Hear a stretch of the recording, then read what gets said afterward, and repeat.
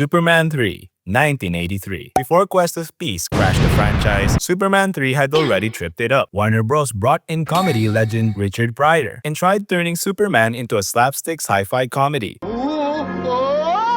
The result? No Lex Luthor, no Lois Lane, and a bizarre subplot where Superman drinks spiked booze and fights himself in a junkyard. Come on, you can't! Come on! Come on! Come on!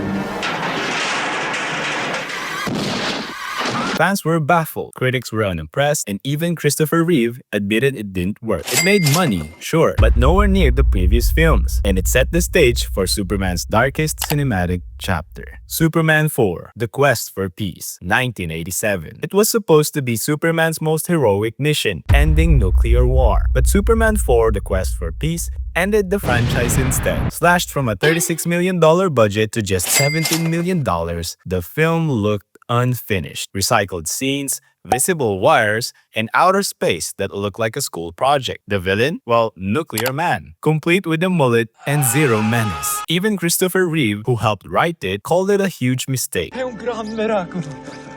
E il mio lavoro non fa niente. With only $15 million made domestically, the critics bounced, fans disappeared, and Superman vanished from theaters for nearly 2 decades. Superboy, 1988 to 1992. Superboy, a syndicated series that tried to explore Superman's college years. It ran for 4 seasons, but chances are you've never heard of it. Why? Cheap production, awkward acting, and inconsistent casting.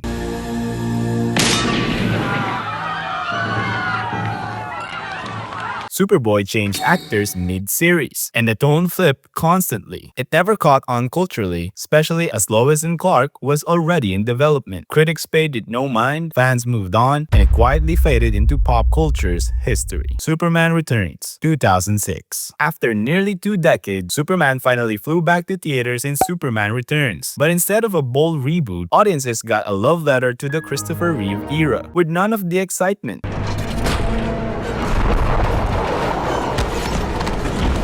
The plot? Lex Luthor doing another real estate scam. Superman, well, he's having a bad day. A really bad one.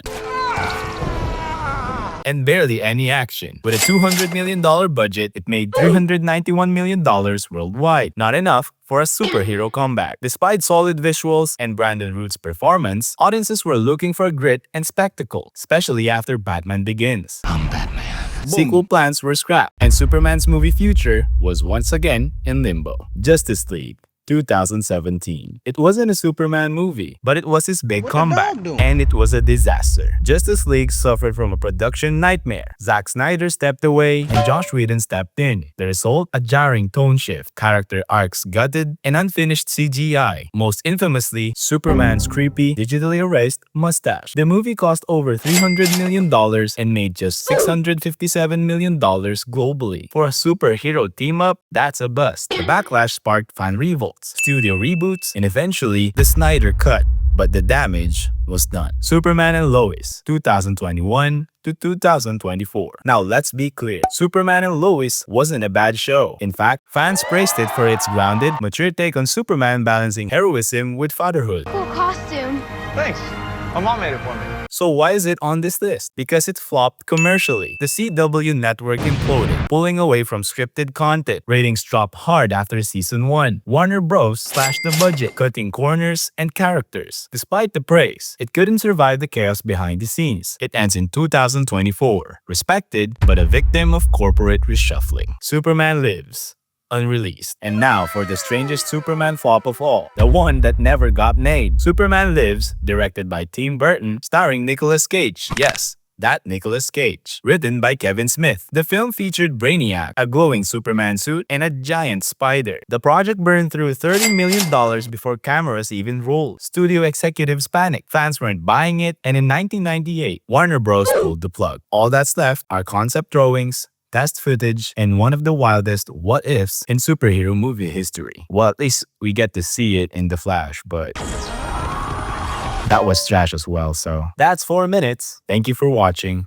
Like the video, and don't forget to subscribe for more flops.